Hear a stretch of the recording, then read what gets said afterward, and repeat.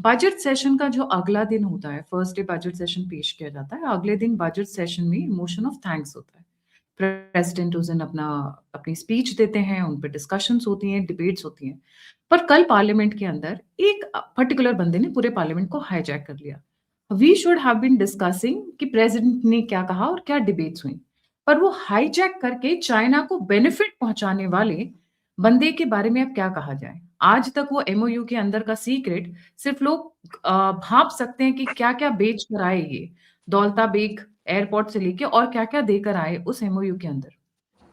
Discuss करते हैं 2 चीज़ों के बारे में। एक तो न हमारे एक्स आर्मी चीफ को जानबूझकर घसीटने की कोशिश की गई, आर्मी को बदनाम करने की कोशिश की गई, आर्मी को डिवाइड करने की कोशिश की गई कर।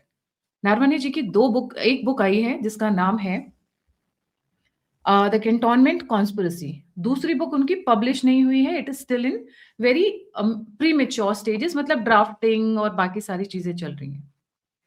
उनकी जो कैंटोनमेंट कॉन्स्पिरेसी वो चली नहीं, मतलब बहुत ज़्यादा लोगों को पसंद नहीं आया, मतलब whatever it this book was. तो क्या ये पब्लिशर ने कल करवाया है या राहुल गांधी को मौका मिल गया चाइना को बेनिफिट पहुंचाने का? समझते हैं। हमारे साथ जुड़े हुए हैं संदीप सिंह जी। नमस्कार, सत श्री अकाल, राम राम सा, खमागणी, वणक्कम, प्रणाम। आप सभी का ऑल्टरनेट मीडिया में फिर से स्वागत है। 14-15 मार्च 2026 डॉक्टर अंबेडकर इंटरनेशनल सेंटर में आप सभी की वेट करूंगी। सभी से मिलना है, चाय पानी करना है, गपशप मारना है over very important talks and strategic discussions.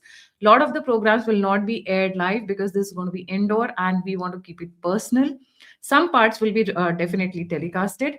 और संदीप जी, आप क्या कहना चाहेंगे इस मीटिंग के बारे में, जब हमारा जो 14-15 मार्च को हो रहा है? गायत्री जी, बहुत बहुत बधाई सबसे पहले कि आपने, पिछले साल तो हुआ था, I was there and it was बहुत ही शानदार अनुभव था। पूरे देश से लोग आए थे, विदेशों से भी लोग आए थे, अटेंड कर रहे थे, तमाम डिग्निटरीज थे, आरवीएस मणि साहब थे, बहुत सारे लोग से पर्सनली मिलने का मौका मिला, सौभाग्य मिला, मतलब अद्भुत अनुभव। और मैं तो ये कहूंगा कि सिमिलर विचार के लोगों को और दुनिया में क्या कर रहे हैं, क्या बहुत सारी नई जानकारियां मिली कि लोग और क्या क्या करते हैं। तो बातचीत होती है, फिर संबंध बनते हैं, और फिर ये संबंध जो है आगे फिर किसी प्रोडक्टिविटी में भी तब्दील हो जाते हैं। सो देयर आर पीपल, जो कुछ लोग अप्रिशिएट करने आते हैं कि you guys are doing good, तो वो सुन के भी लगता है कि हाँ ठीक है, हम लोग कहीं स्टैंड करते हैं। तो मतलब वो सामने से प्रत्यक्ष अनुभव करना बहुत अद्भुत अनुभव है। ऑनलाइन तो सारी बातें होती रहती हैं, हम कमेंट्स पढ़ते हैं, पर प्रत्यक्ष जो अनुभव होता है उसका एक अलग असर होता है। तो बहुत शानदार, और सबसे बड़ी बात कि बड़े कम लोग ये कर पाते हैं। तो many congratulations to you thank you so कि आप मच। ये कर रही हैं और कर चुकी हैं जी।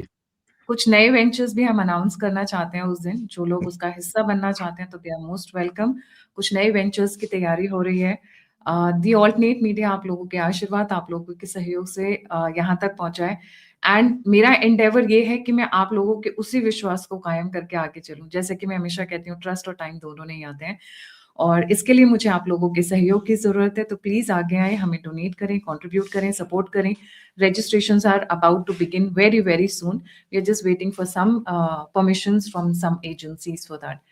आते हैं कल वाले मुद्दे पे Sandeep ji. Very warm welcome again. कल क्या हुआ है पार्लियामेंट के अंदर? जी। पार्लियामेंट में एक बिना किसी मतलब का है क्या कि सरकार पर आप इस समय कोई आरोप लगा नहीं सकते। बजट के बारे में पूछा गया तो कह रहा है कि रात कल बताऊंगा, रात में पढ़ लूं या किसी से पढ़वा लूं या चैट जेपीटी से दिखवा लूं कि बजट का जिस्ट क्या है, तब समझूंगा, तब समझाऊंगा। उसके बाद भाई तब से बैठ के सुन रहे थे, 1.5 घंटा सुने, कुछ भी नहीं समझ में आया। ये तो देयर इज नो पॉइंट। दूसरा, क्या किया इन्होंने, नरवणे जी की जो किताब अनपब्लिश्ड, पब्लिश नहीं हुई है अभी, पब्लिशर से लीक कराई गई। उसके बाद लीक करके किसको मिली? कैरवा मैगजीन को। उस पे मतलब कैरवा मैगजीन तो हिंदू के आर्टिकल्स हैं कि भाई ये कैरवा वाले कुछ ज्यादा ही एक्सट्रीमिस्ट हैं। आप कैरवा का एक हरतोष सिंह बल है और कई लोग हैं, इन लोग की बातें सुन लेंगे। नैनीताल में एक बच्ची के साथ रेप केस हुआ था, तो कह रहा था कि उसके संबंध थे बच्ची का बूढ़े के साथ में। इस तरीके के लोग कैरवा मैगजीन चलाते हैं, ठीक है। मतलब एक्सट्रीम लेफ्ट किसको सपोर्ट कर रहे हैं? राहुल गांधी को। बजट सत्र से एक दिन पहले हंगामा करना है। किताब जो, अच्छा, किताब की चंद लाइनें कोट की हैं, वह क्या थी? गलवान के समय में कैलाश रेंज पर की बात की जा रही है, नरवणे जी ने अपना अनुभव लिखा उसमें। उन्होंने लिखा है कि भाई, अच्छा सबसे बड़ी बात, इंडिया पाकिस्तान के बॉर्डर और इंडिया चाइना के बॉर्डर में जमीन आसमान का अंतर है, क्योंकि दोनों देशों की अपनी कैपेसिटीज में बहुत अंतर है। आप पाकिस्तान के साथ ऑपरेशन सिंदूर बिल्कुल कर सकते हैं, आपने करके दिखा दिया है, ठीक है। चाइना को भी आपने गलवान में, चाइना बॉर्डर पे आर्टिलरी फायरिंग कभी आपने नहीं सुनी होगी। जैसे एलओसी क्रॉस होता, क्या कहते हैं, वो सीज फायर क्रॉस होता है तो उधर से तोप के गोले चलते हैं, इधर से भी चलते हैं, वो एक कंटिन्यूअस प्रोसेस है एलओसी पर एलएसी पर यह नहीं होता है। एलएसी पर आपने गलवान में जो जो कर्नल संतोष बाबू थे, बिहार रेजिमेंट था, मैन टू मैन कॉम्बैट हुआ था, फाइट हुई थी। वो लोग लकड़ियों में कीले वीले लगा कर आए थे इस तरीके से, पर जीत हमारी हुई थी क्योंकि वहां पे कब्रें हैं, वहां एक 150-200 चाइनीज की, और वहां पर जबरदस्ती पीएलए में यंगस्टर्स को भर्ती किया जाता है, उस साइड पर कोई आना चाहता नहीं। इंडियन आर्मी के मेंटेलिटी में और चाइनीज आर्मी के मेंटेलिटी में बहुत फर्क है। Coming back to this point, उन्होंने जी प्लीज प्लीज कंप्लीट। लिखा ये है 4 लाइन के, जो भी लीक हुआ है, कि नरवणे जी ने देखा कि वहां पर कुछ, उनको इन्फॉर्मेशन आई कि वहां पर कुछ एक्टिविटीज हो रही हैं। इन्होंने केंद्र सरकार को बताया। केंद्र सरकार ने, जाहिर सी बात है भाई कि पाकिस्तान बॉर्डर पर क्या हो रहा है भाई, पुलवामा हुआ, उसके 14 दिन बाद रिप्लाई दिया। आपका पहलगाम हुआ, उसके 13वें दिन रिप्लाई दिया गया। तो एक समय लगता है चीजों को समझने में कि हम किस हद तक एस्केलेशन कर सकते हैं। अगर आप पहली गोली चलाते हैं तो आपको एस्केलेशन किस हद तक जाता है आपके हाथ में भी नहीं रहता। उस जानकारी के लिए अगर 1-2 घंटा केंद्र सरकार ने ले लिया, 10 जगह से पूछ लिया, पता कर लिया कि भाई नेवी के क्या सीन है, एयरफोर्स का क्या है, what where do we stand if we have to go full out, तो जानकारी लेने में 1-2 घंटा लग सकता है, इसमें क्या बड़ी बात है। नरवणे जी ने को बाद में यह कह दिया कि भैया अब आप जो उचित समझें वो करें, we are ready, we are with you. और उन्होंने आगे से, नरवणे जी का मैं यहाँ पे इसलिए आपको एक चीज लाना चाह रही हूँ क्योंकि जिस नरवणे जी की बुक की ये बात कर रहे हैं, उन नरवाने जी का सॉरी, उनका अपना स्टेटमेंट है, and this is a viral video. Not an inch of land lost, we are where we are before. अब ये क्या करेंगे? This is going viral right now, this is going नहीं, इट वायरल। हैज टू, ये सत्य है, सच मतलब यही है। जी अभी मैं इसमें इनकी ये वाली जो बात है, फिर इन्होंने क्या किया, इन्होंने अपने टैंक्स आगे बढ़ा दिए, उधर से 4 टैंक का, इधर से 4 टैंक आगे बढ़े। इन्होंने अपना स्टांस ऐसे रखा कि we are here, we are not ready to fire but we are here. वो वापस चले गए। अब इससे ज्यादा क्या कर लोगे भाई? उधर से 4 टैंक का, इधर से 4 टैंक चढ़े, तो ये तो बॉर्डर की चीज है, ये तो आर्मी सक्षम है अपने आप में इस चीज को डील करने में, and they did what they, जिम्मेदारी भरा काम किया कि युद्ध, भाई एक आदमी के फैसले पर एक देश युद्ध में जा सकता है, तो वह और उसके पास सारी ताकत है। इनकी तरफ पागल थोड़ी है राहुल गांधी की तरह कि कोई भी उठ के जो है बात बोल दिए, बकर बकर करना शुरू कर दिया, और उसके बाद जो है काम धाम आता नहीं, कुछ पता नहीं, जीवन भर कुछ किया नहीं। जो लोग फैसले लेते हैं, जो लोग अपनी जिम्मेदारियां समझते हैं, उन पे उंगली उठाना, इसका काम क्या है? मेरा इशू दूसरा है। एक तो इसमें इस पूरी प्रक्रिया में कहीं नरवाने, अब ये कि नहीं नरवाने जी के कंधे पे गोली जाके जो हम केंद्र सरकार पे, भाई तुम्हें पास मुद्दे नहीं है क्या देश में? नहीं, अगर ऐसा ही था तो जब ये इंसिडेंस हो रहा था तब क्यों नहीं बोले? या चलिए मान लीजिए नरवाने जी लिख रहे हैं कि जो ये बोल रहे ये हैं उन्होंने इंसिडेंस लिखा हो हुआ रहा है। था तो ये चाइनीज एम्बेसी में जाके बैठा हुआ था ये। तब ये चाइनीज एम्बेसी में बैठा हुआ था। अच्छा, दूसरा क्या है कि तब क्यों नहीं बोले और अब क्यों बोल रहे हो? और नरवाने जी बजट की सत्र बुक खराब करना है भाई, कितने सत्र इस तरीके से खराब किए इसने पार्लियामेंट के। ड्राफ्टिंग मोड में जो बुक है वो कितनी ड्राफ्ट में जाएगी, कितनी एडिटिंग में जाएगी, तब जाके कहीं पब्लिश होगी। मतलब जो आपने खांचा लिखा हुआ है, उस खांचे में से सामान निकाल के आप कुछ बोल दोगे, और वो भी उस बुक के अंदर से रेफरेंस नहीं दे रहे हो, आप एक मैगजीन के अंदर से रेफरेंस दे रहे हो। मैगजीन के इंटेंट की पहले तो बात करें कि मैगजीन चला कौन रहा है। कोई कुछ भी पोर्टल पे लिख देगा तो अब तो हार्ड कॉपी भी नहीं हो, तो पोर्टल पे लिखा, कल आर्टिकल डिलीट कर दिया, किसको पता? ये तो इनका रोज का है। ये प्रिंट कारवांस, क्विंट और ये जितने हैं आपके, और वायर, और आप गूगल करिए तो गूगल इन्हीं को सपोर्ट करता मिलता है। आप इंडिया की कोई भी न्यूज के बारे में अगर बात सर्च करेंगे तो सबसे पहले जो 5 आर्टिकल आएंगे वो इन्हीं, क्या कहते हैं, वेरी एंटी भारत माइंडसेट वाले जो मैगजीन से इनके आते हैं। This is what they do. ये तो बिके हुए लोग हैं। ये तो अभी एक बात बताइए, एप्स्टीन पे क्यों नहीं बात कर रहे हो?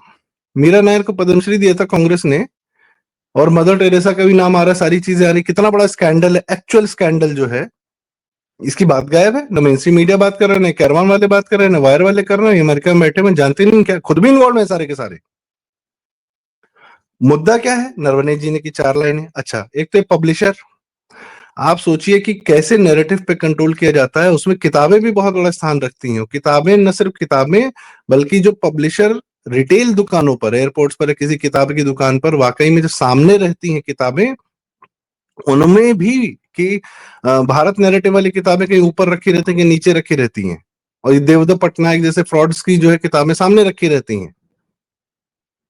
आज भी पता नहीं कौन पढ़ रहा है वो चेतन भगत और देवदत्त पटनायक, किसी भी सब्जेक्ट पर फ्रॉडस्टर्स की किताबें सामने रखी हुई हैं। एक पब्लिशर्स की ये बात बताओ, पेंगुइन ये पुराने पब्लिशर हैं, बहुत भारत के सबसे सम्मानित पब्लिशर्स में से हैं। आपको याद होगा दिल्ली राइट्स पे मोनिका जी की किताब आई थी, ब्लूमबर्ग ने उसको जिस दिन रिलीज हो रही थी उस दिन विड्रॉ किया था, प्रिंटेड रखी हुई थी, सारी चीजें कर ली थी। क्यों? क्योंकि वो क्या नाम था उसका, विलियम डैरेम्पल और खालिद उसनैनी ने मना करा दिया। ये लोग नैरेटिव कंट्रोल कर रहे हैं। इशू यही है कि भाई वी शुड, कल का बजट क्या शानदार बजट है डिफेंस में आपकी। आप सोचिए, जो भारत सरकार पे ये आरोप लगा रहे हैं नरवाने जी के माध्यम से कि भारत सरकार ने चाइना छोड़ दी, मतलब चाइना ने जमीन ले ली है, कि यही सब इंसिनुएशन लगा रहे हैं ना ये लोग। अपना डिफेंस बजट देखो भाई, इस समय किसकी तैयारी कर रही है सरकार, क्या प्रोक्योरमेंट चल रहे हैं। ऑपरेशन सिंदूर जैसे उधर से हजारों ड्रोन आए, और आपने पूरा जम्मू कश्मीर से लेकर कारगिल से लेकर राजस्थान बॉर्डर, हर जगह आपने उनके सारे ड्रोन रोके। आप किस लेवल पे हैं, आप वो बात ही नहीं करना चाहते। प्रोडक्टिविटी की बात, पॉजिटिविटी की बात कहीं कोई होगी ही नहीं। और एक थर्ड रेट इंसान जिसका भारत के प्रति इतना सा मोह नहीं है, he will be the worst dictator in the entire world. अगर उसको भारत में मौका मिला, हमारे यहाँ पे कुछ लोग तैयार बैठे हैं उसको सर पे बिठाने के लिए। उसने अपनी कांग्रेस पार्टी के साथ क्या किया है, वहां पे उसका बिहेवियर क्या है, as a person, as a dictator, वही करेगा वो देश के साथ। उसकी बातें जितने एंटी भारतीय लोगों के हिसाब से मिलता जुलता है, सब कुछ करता है, बाहर से फंडेड है, मतलब and वो नैरेटिव डिसाइड कर रहा है हमारे बजट सत्र का। अब वो बताएगा। लोग कल कल से हिमालयन ब्लंडर नाम की किताब की बात कर रहे हैं, शानदार किताब है। नेहरू ने चाइना से कैसे हारा, जानबूझ के हारा। 2000, उसमें पूरी डिटेल्स हैं। कर्नल अजय रैना है, उनकी किताबें हैं ये गलवान वाले पर। वो बताते हैं कि भाई पहले हम जहां नहीं जाते थे, अब हम वहां पहुंच के अपने वहां पे गश्त करते हैं, अपना सब कुछ रखते हैं। वहां आर्मी अपनी फोटो वीडियोस शेयर कर रही है। We are in a much better position. Infrastructure देखिए हमारे बॉर्डर पर। वो एंटनी बोलता था, 10 साल पहले एंटनी बोल रहा था, इनका जो डिफेंस मिनिस्टर था, हमारे पास पैसे नहीं है, और दूसरा ये कि अगर हमने चाइना पे अपना इंफ्रास्ट्रक्चर बनाया, सड़क बनाई, तो वो लोग जल्दी आ जाएंगे। ये माइंडसेट के लोगों ने, और तब राहुल गांधी पावर में था, तब अपने डिफेंस मिनिस्टर को कुछ नहीं बोला इसने। और ये लोग डिसाइड कर रहे हैं कि आज नैरेटिव क्या होगा, आज किस चीज पे बात होगी, भारत हल्ला किस पे करेगा, भारत में चर्चा क्या होगी। तो न्यूज चैनल से मेरा माथा खराब हो गया। Idiots of highest order, they don't have Bharat in their mind at all, at all. सब मिलजुल के एक ही बहस, एक ही बकवास कर रहे हैं। और किस पे सवाल उठा रहे हो, किस पे सवाल उठा रहे हो? और सबसे बड़ी आपने बात कही, ये एक वेज डालने की कोशिश है सरकार और आर्मी में। मतलब जितने सिंक में आज सरकार और आर्मी है, जिस अद्भुत सिंक में है, आज आपको तक पता कभी है नहीं इस थी। वीडियो को, ये जो कल पार्लियामेंट के अंदर ये जो प्रॉपर बाइट थी, ये पाकिस्तान और चाइना में वायरल खूब हो रही है, आपको पता है? उन्हीं के लिए दी ही जाती है सब बाइट, उन्हीं के लिए दी जाती है। तो आपकी आपकी जो लॉयल्टी है वो आपके भारत के प्रति है, अपने देश के मतलब देश के प्रति है, आर्मी के प्रति है, अपनी जनता के प्रति है, या फिर जहां बिक कर एमओयू साइन करके आए हो उसकी तरफ है? इसी छोटे क्वेश्चन पे मैं छोड़ूंगी, क्योंकि ये ही डिक्टेटर की बात करते हैं आप। हिटलर को लोग फालतू में बदनाम कर रखे हैं, ये हिटलर का भी बाप निकलेगा। Let him just get into the post इस एंड ये वी जिनसे घिरा हुआ है वो लोग डिक्टेटर रह चुके हैं, स्टालिन, पोल पॉट और माओ। ये उन्हीं लोगों से घिरा हुआ है जिसको वो आदर्श मानते हैं, और उन तीनों ने मिलके जितने मारे हैं उसका तो कोई हिसाब ही नहीं है। सबने अपनी कंट्री के लोग मारे हैं। Thank you so Kerwa much वाले फॉर उन्हीं स्टालिन को पूजते हैं, उसको, उन सबको डिक्टेटर नहीं मानते ये लोग। जी, यहाँ पर 2-3 चीज़ें कहना चाहूँगी। नरवणे जी का खुद का ऑफ़िशियल रिकॉर्ड स्टेटमेंट है, जो कि मैं दिखाने की कोशिश कर रही थी कि not an inch has been lost. Number 2, we gave a befitting reply to the Chinese. China ये याद रखेगा, ये वाला सबक याद रखेगा। देन अचानक से उनकी ड्राफ्टिंग की कोई बुक है जो कंप्लीट नहीं हुई है, जो अभी पब्लिशिंग में नहीं गई है, उसको लेकर पता नहीं वहाँ से निकाला भी है या इन्होंने अपने आप ही मनगढ़ंत लिख दिया है, क्योंकि मैनिपुलेट वर्ड्स को करना बहुत आसान है इन मैगज़ीन वालों के लिए। जिनका भी आपने ज़िक्र किया या फिर और भी बहुत सारे इनके साथ के चट्टू-बट्टू जो हैं। दूसरा कि अभी क्यों? क्या आपके पास मुद्दा नहीं था? राष्ट्रपति मुर्मू के जो वोट ऑफ थैंक्स वगैरह होना था, उसके अगेंस्ट में आपके पास कुछ बोलने के लिए नहीं था। अब जब पार्लियामेंट में आप एग्जैक्टली लोग कंट्रोवर्सी करते हो और नहीं पार्लियामेंट में होते हो, तो विदेश में बैठे हुए होते हो। किसके साथ बैठे होते हो जो दम मारो दम करवा रहे हैं पूरे भारत में या पूरी दुनिया में दम मारो दम करवा रहे हैं? आप कभी भी कंस्ट्रक्टिव माइंडसेट के साथ ये आते ही नहीं है पार्लियामेंट के अंदर। इन पे कैसे विश्वास किया जाए? कैसे भरोसा मैम, किया? जिन लोगों के साथ ये जब ये सत्ता में थे, जिन एलीट एंटाइटल्ड लोगों के साथ ये घूमते फिरते थे, जिनको पद्म अवार्ड देते थे, वो एप्स्टीन फाइल्स में बैठे हुए हैं अमेरिका में, सो बच्चों अब के साथ देखिए दुर्व्यवहार कर रहे थे। ये उन मतलब लोगों के साथ मिलते जुलते रहते आई हैं। I'm shocked at the kind of details which are coming with Steam files और मैं उसको रिकवर भी नहीं करना चाहती हूँ क्योंकि ऐसा लगता है कि मीरा नरम Nair is the first Indian जिसका नाम आया। अभी बहुत आने हैं, ऐसा नहीं कि इंडियंस में, इंडियन बॉलीवुड में या ये पॉलिटिकल सर्कल में, कांग्रेसियों में, इन लोगों में नहीं थे। इनके अंदरूनी तंदूर कांड याद होगा, कांग्रेसी था जिसने अपनी बीवी को काट के जला दिया था तंदूर में। ये इस मानसिकता के लोग हैं ये लोग। 8-8 साल की बच्चियां 8-8 साल के लड़के लड़कियां किसी को भी नहीं बख्शा है उस फाइल के अंदर और सब इन्हीं के चट्टू बट्टू सब इन्हीं के साथ ही बिराती मीरा नायर को आप ही ने दिया ना और ये मैं पद्म अवार्ड एलिगेशन नहीं लगा रहा हूँ गायत्री जी, एक आखिरी बात कहूंगा इसमें। It's fact this it's is on how they control people, this is how they trap people who are in prominence, and this is how they control them. बच्चों और बच्चियां कि सर्व करके और कुछ नहीं सर्व बात करके, करवा के, उसके बाद फोटो वीडियो बनवा के। भाई फोटो वीडियो कौन बना रहा था, क्यों बनाई जा रही थी? कि अगर तुमको प्रोमिनेंस में आना है तो you decide here right now, या तो उस कमरे में जाओ, ये सब करो, अपनी वीडियो बनवाओ, तब तुमको हम ओबामा बना देंगे, जोहरान ममदानी बना देंगे, फिल्म स्टार बना देंगे, एक्टर बना देंगे। डिसीजन मेकिंग इस कमरे से गुजर के। ये राहुल गांधी एंड एलीट भारत में कैसे कंट्रोल करते थे लोगों को? सोनिया गांधी कैसे कंट्रोल करती थी? कंट्रोल करना है अगर, तो बॉलीवुड में कैसे कंट्रोल करते हैं लोग? इस एक्टर को हीरो बना, इस एक्टर को स्टार बना देंगे, इसको नहीं बनाएंगे, ये करेंगे, वो करेंगे, ये मेरे कहने पे चलेगा, ये मेरे कहने पे नहीं चलेगा। How do they control them? Drug supply करके, यही सब हरकतें करके, करवा के। This is how you pass through, मतलब ये इस आग से निकल कर ही आपको जाना पड़ता है। और ये हमारे यहाँ के अभी मीरा नायर जैसे लोग हैं, देश बेचने वाले, बच्चे बेचने वाले लोग, कहना नहीं चाहिए, मतलब इंसैनिटी है। और ये सलाम बालक ट्रस्ट, एनजीओ, जिनको पैसा सरकार, ये कांग्रेसी देते थे, ये जितने कांग्रेसियों ने एनजीओ को पैसे बांटे, सब गरीब बच्चे, अनाथ बच्चों के साथ काम करते थे। पेस्त्री मूवी में दिखाया था। देखिए आपने एनजीओ बच्चों का खोला अब डबल फायदा देखिए इनकी मानसिकता देखिए सरकार से पैसा ले लिया और बच्चों को भी बेच दिया दोनों तरफ से और ये on a winding up note ये पैसा लेकर जाएंगे कहाँ ये इतना कितना कंज्यूम कर लोगे कितना खा लोगे पैसा इशू नहीं है, इनको कंट्रोल करना है भारत को। आपने मानसिक कहा राहुल गांधी की मानसिकता क्या है? He wants to control and break Bharat, so that बाहरी वाले शक्तियां जो हैं, बस इस भूभाग पर उनका कब्जा नहीं हो पा रहा है। वही करना 2000 साल से इसमें लगे हुए हैं सब। जी ही इज जस्ट वन और more link in the chain.